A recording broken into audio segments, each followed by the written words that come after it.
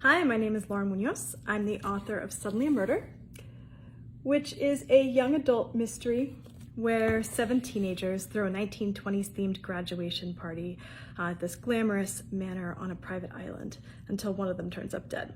Investigators come out to the island, interrogate everybody as a storm rolls in, of course, and try to uncover their secrets and their lies.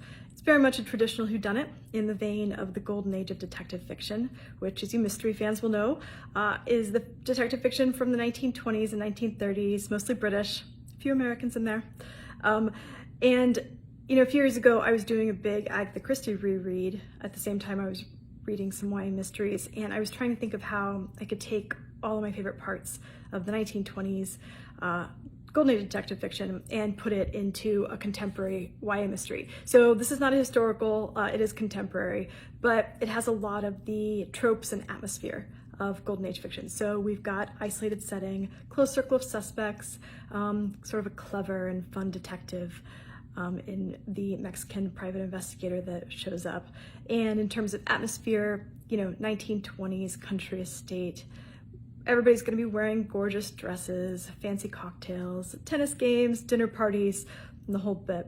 So in terms of what it's like, seeing One of Us Is Lying and Knives Out bandied about a bit, I think with Knives Out, the comparison is more just that we're pulling from the same source material. And also, so my main character is like a scholarship kid and a sea of wealthy friends from this academy. So there's the same sort of, economic dynamic there, and both have Latina leads. And I actually think it's more similar to an older movie. It's one of my all-time favorites. It's called Gosford Park. It's a Robert Altman film written by Julian Fellowes, the guy who did Downton Abbey. So, there's going to be lots of drama and gossip.